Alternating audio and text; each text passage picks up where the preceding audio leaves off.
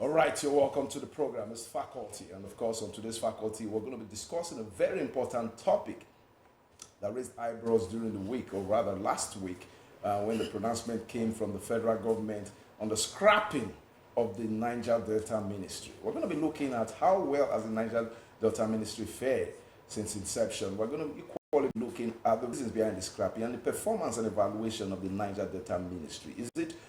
Has it really met the objectives upon which it was set up by past governments? And of course, the funding of the Niger Delta Ministry, how has it impacted on the people of the Niger Delta? To do justice to this discourse, I have two eminent gentlemen with me in the studio.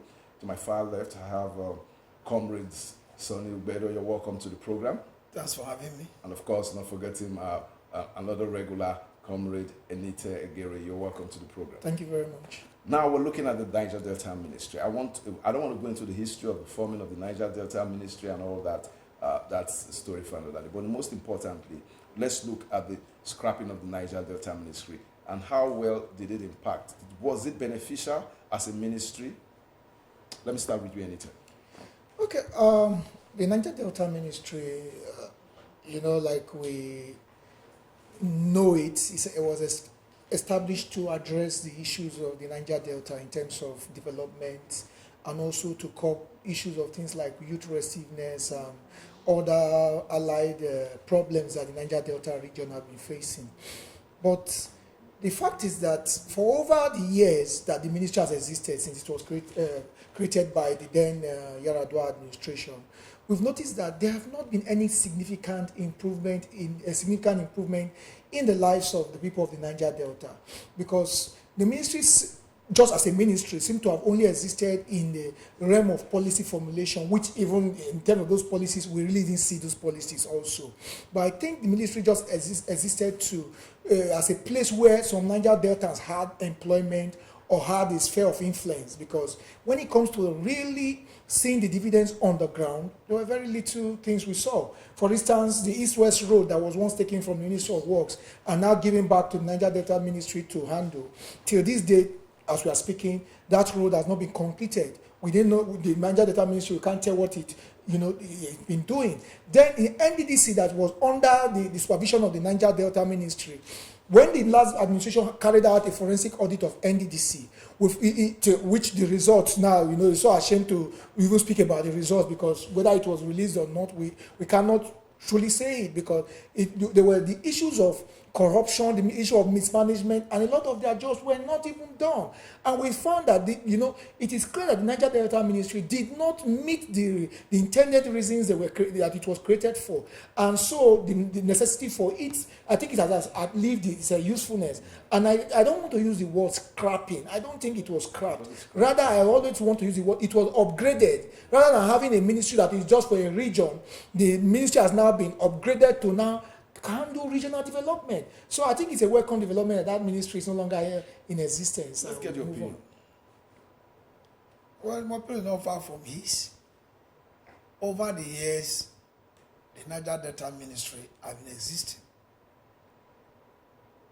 I would challenge anybody to show me one tangible project executed or started and finished in Delta State. And even when the ministry was existing, there's this problem between the ministry and the commission. The ministry is existing, the president, Secretary of Federation of Nigeria, is the one supervising the commission. And then they will abandon the ministry and fund the commission.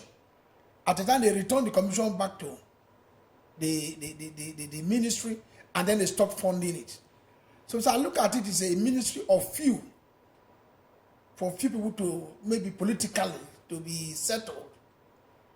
But for the populace of citizens of Niger Delta, I don't think we are benefited from Ministry of Niger Delta. And secondly, because we are having Niger Delta Commission or Ministry of Niger Delta, every region want to have their own ministry.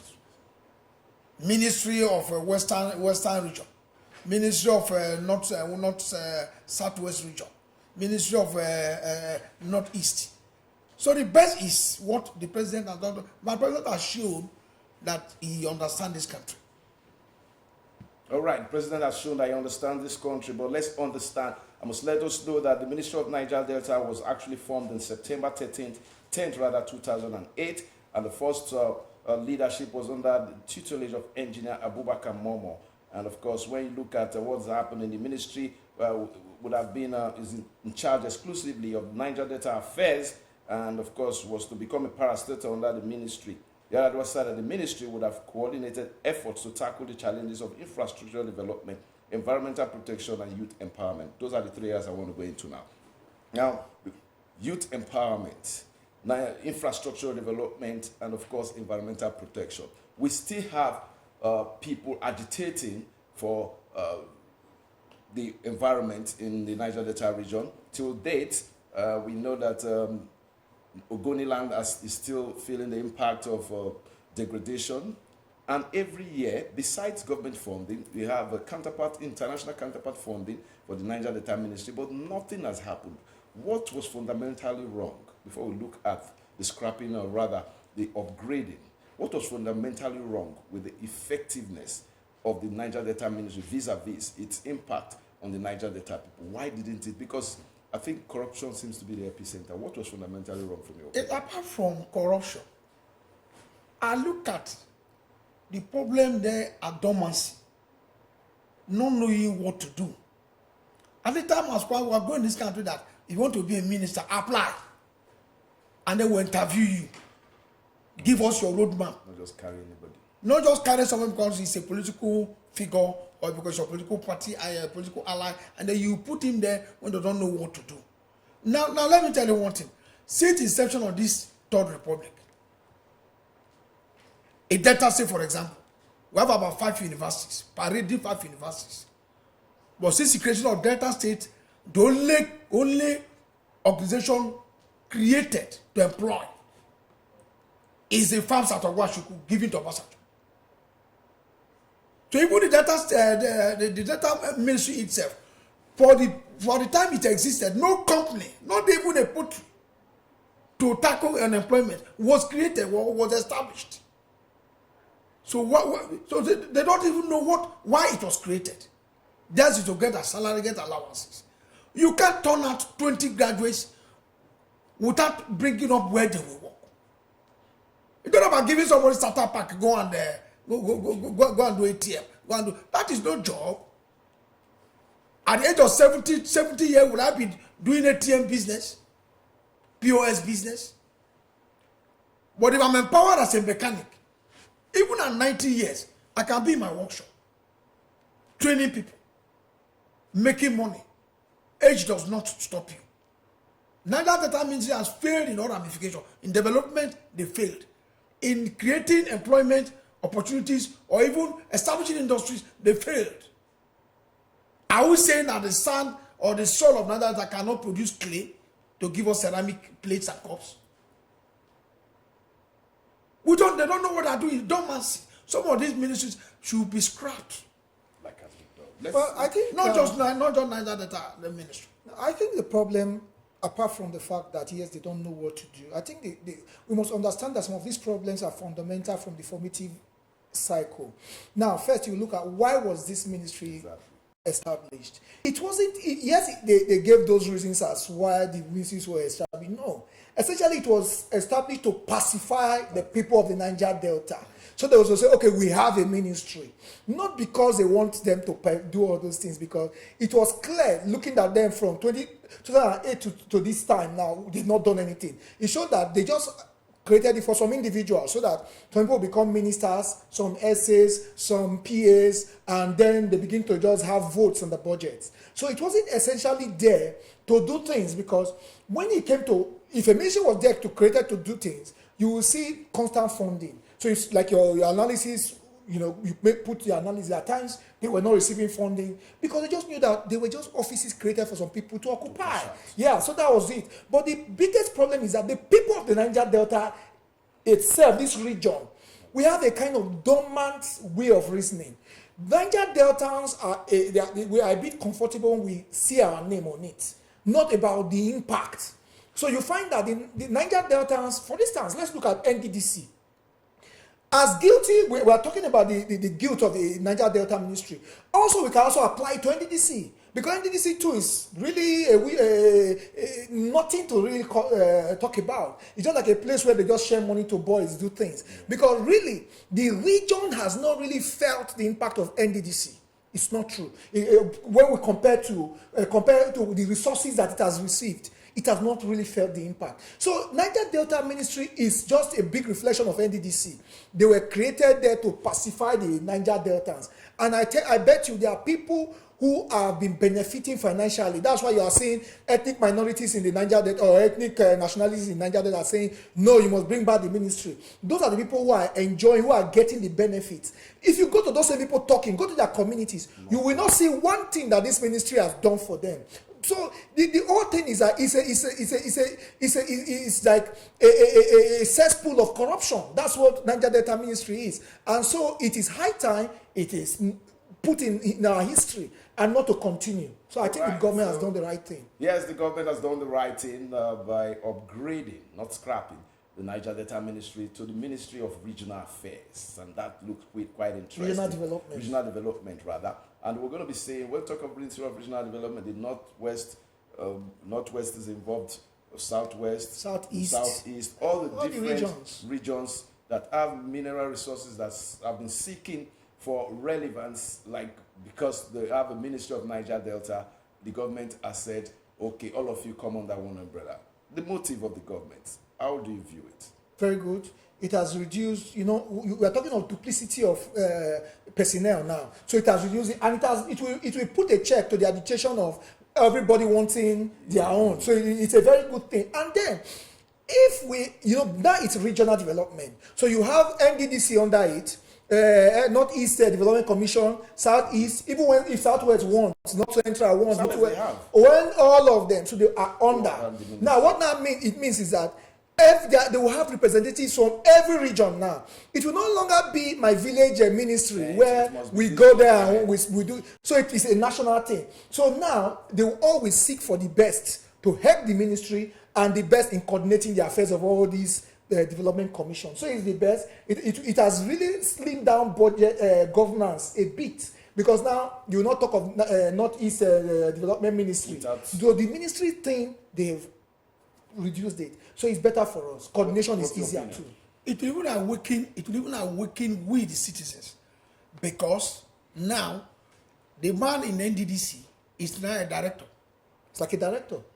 He's only to prepare the budget problems Niger Delta has, submit it to the regional development ministry, and then we as citizens will be watching. Why more Southeast has an international road and you don't have it, and it's the same ministry. Unlike before, the money is there. They give them money. They start quarreling there. Start eating the money. We don't know what is going on. Say, my brother is there. It I don't know who my brother is there now. It has to do with regional competition in development. Of course. What is happening in Southwest? Why we call them and want our own? Let us see the budget is submitted. How much have they voted? Why is our own dormant? I think we should ask questions now. Competitiveness is and there. Then this issue of my own will stop. The Yorubas will tell you Southwest Ministry, and it will create avenue of siphoning the nation's resources. And maybe if the president is from South, he will fund South more. So interestingly, what we're saying, that for the first time, Nigerians are beginning to come into terms with the first time Nigerians are happy that Mr. President made a policy statement that really encompasses the expectations of Nigerians. However, moving forward, now it's Ministry of Regional Development. What are those things that you think inhibited the progress of the Niger Delta Ministry, then Niger Delta Ministry, that we should check on right now in the Ministry of Regional Development so that it doesn't repeat itself? I think first you talk about funding. You don't create a ministry and not fund it. So I think if government in its wisdom has done the best trying to streamline coordination to one body.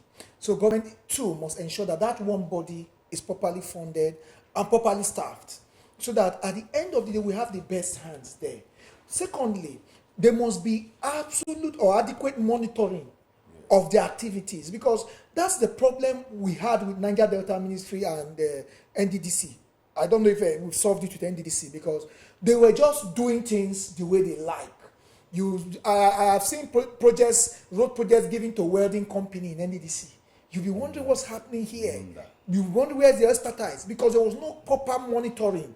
So everybody just brings any company name, they give job, they do whatever they do, and you see shabby projects all over the place. So government must ensure that, yes, we streamlined or coordination, but you must monitor and evaluate performance, give funding. Then also, we as citizens must ask for accountability, because we must no longer see it as, oh, it's our ministry, anything that is there, let's hide it, the way Niger Delta Ministry was. Before, if anything happens, they just one nationality will use as Shwebi, dance at the gate, block the gate, block road. No, and they just fool themselves, block road, do and this. No, you barricade the road. This is not it anymore. We must begin to say, no, we need development as a people, as Nigerians, because now it's no longer going to be only about Niger Delta. The man in Borno who has Boko Haram has driven from his home needs this ministry to work right. Yes. So that's the people must begin to demand accountability.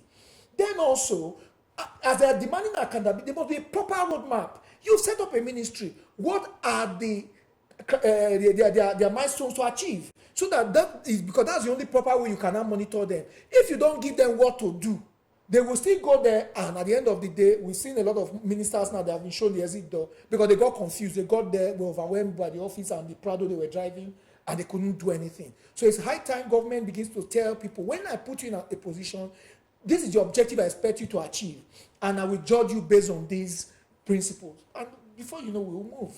Good. I think what they should do there is not about when you even give them money, funding. It has to do about monitoring. Each region should create its own monitoring team to monitor the activities of these commissions. Those monitoring team will know how much is voted, which project is awarded, the specification of such projects, and then to which company. They have to approve the payment to that company at phases. If they don't approve, no payment. That is what they do in Ofa, local government in Kwara State. If you go to Ofa, to Ofa, one of the most developed local government in Nigeria.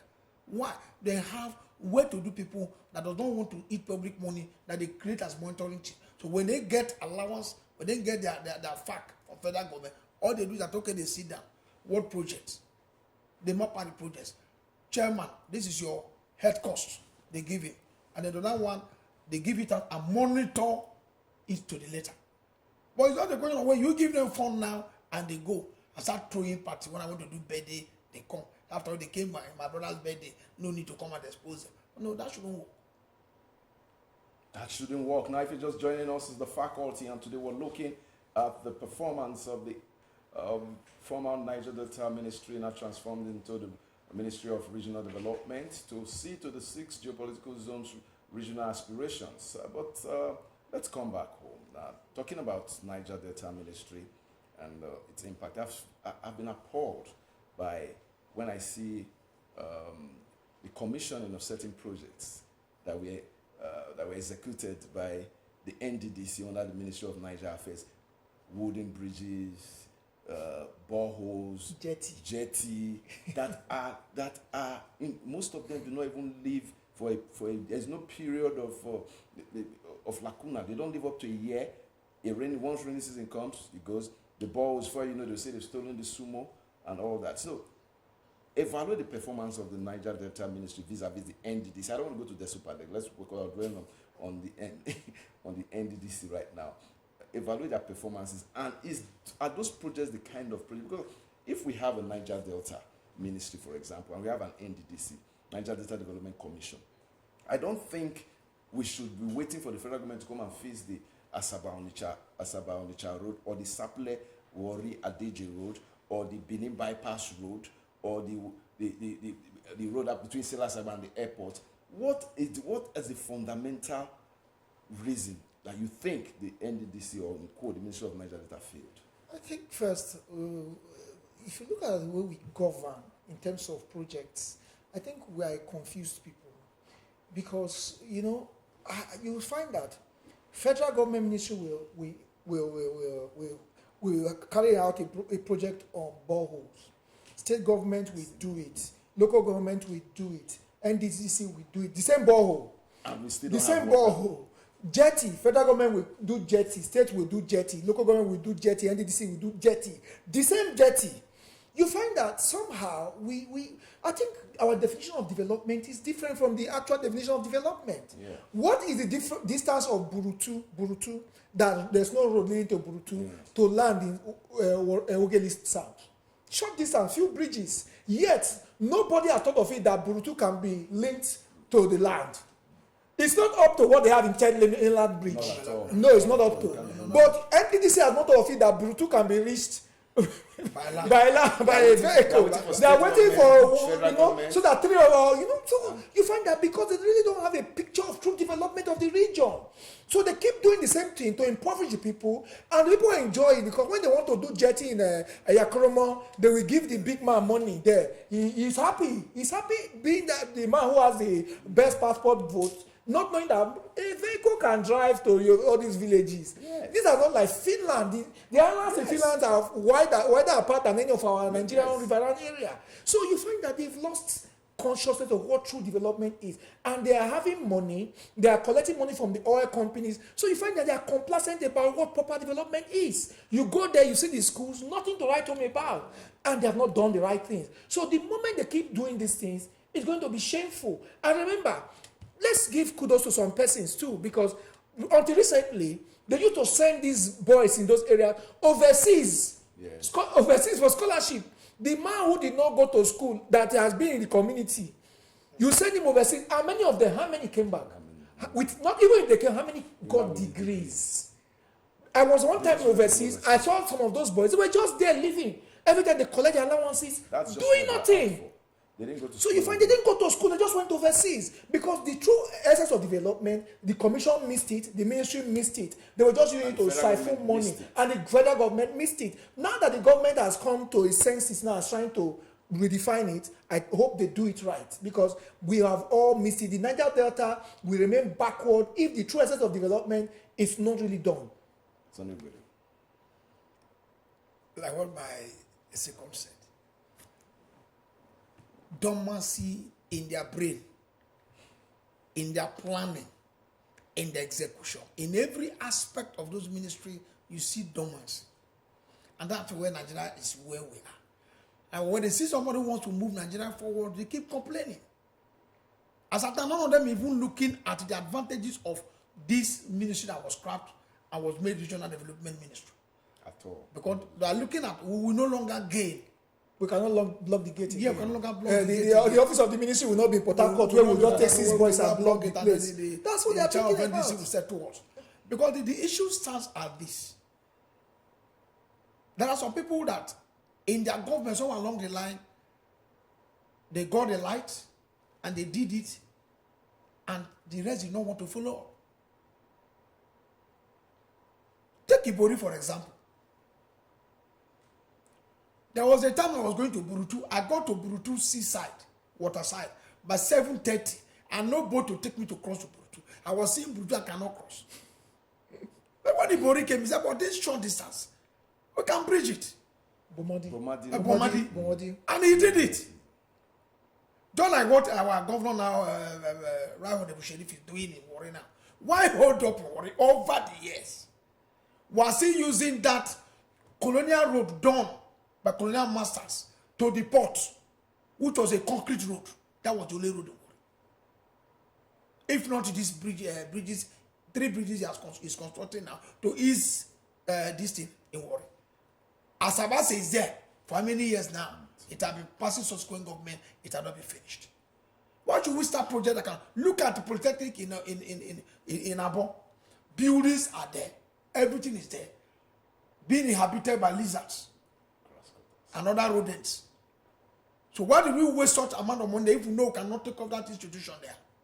There's no continuity in governance. No continuity in governance. Governance is not about my own. Even if you start on something, I come and finish it, it's something.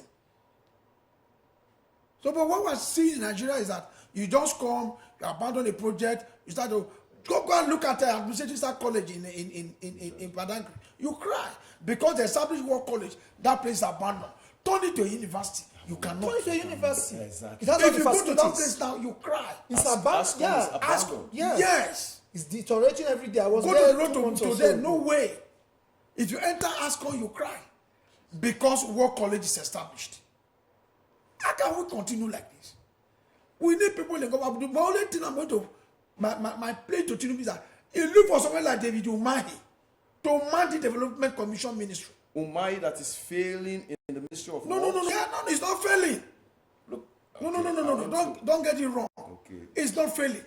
I'm coming. I'm referencing. No. I'm referencing. No, thank God you mentioned it. Yes. I'm making reference to the postulations of the House of Rep member. But that a House of Rep member says something. A House of Rep member. No, We are saying what is on the ground. So what is on the ground? Not what is on the ground.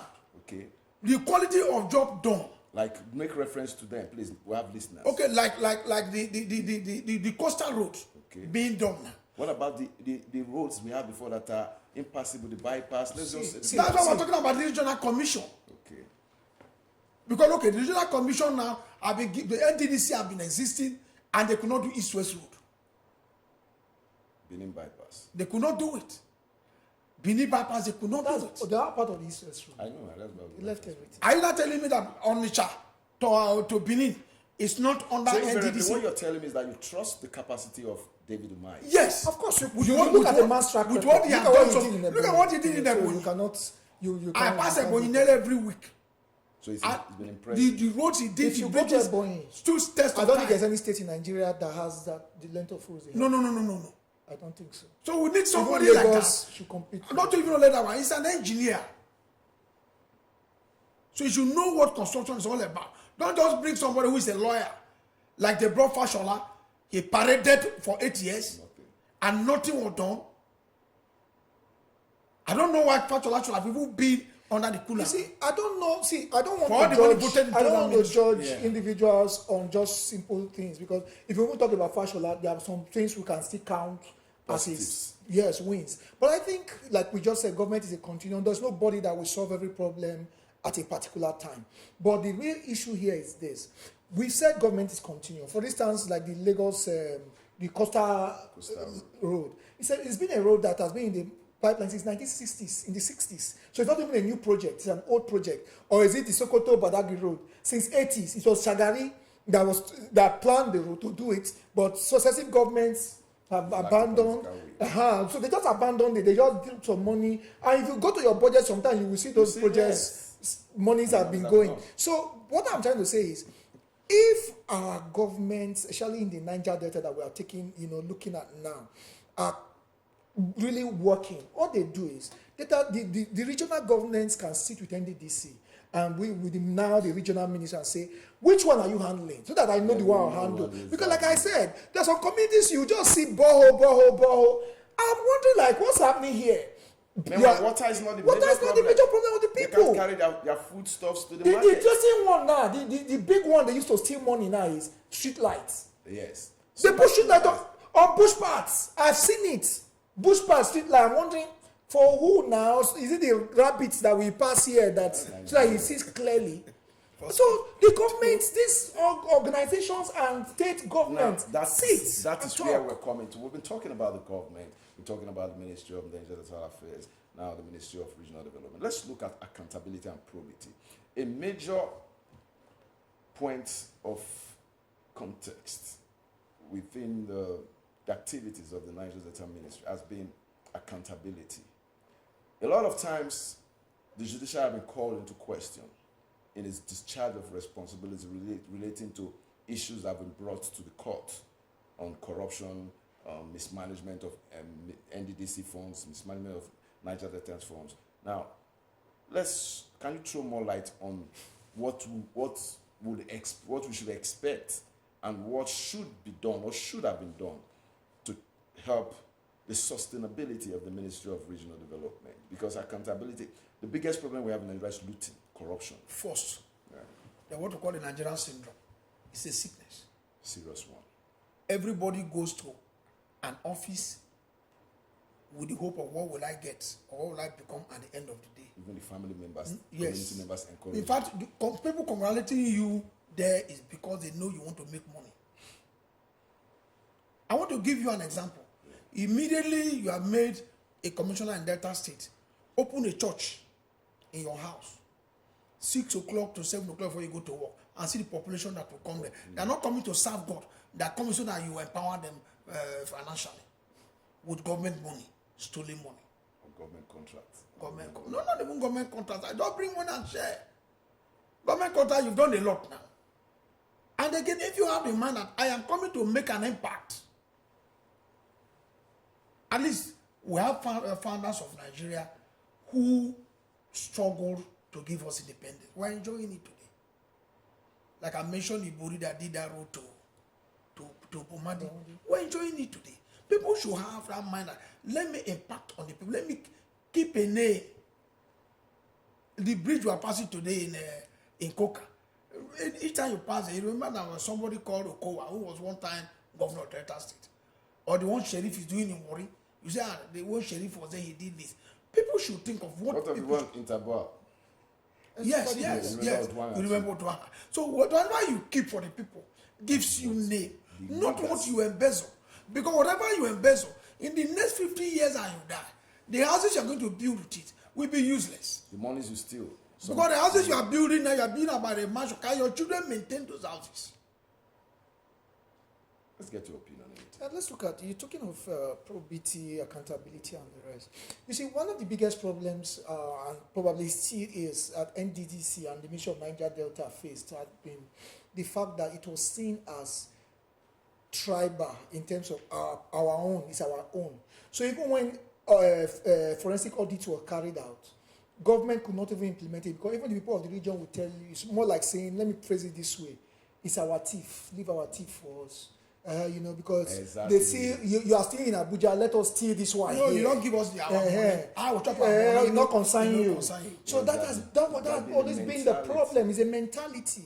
When they steal, it's our own. So even when Akalemi had the issue, it's our own, leave it. When anybody even when you come back, it's our own. You celebrate you because they feel you try. They don't thief our own, it's our turn to thief our own. So the beauty now is that it's no longer going to be our own.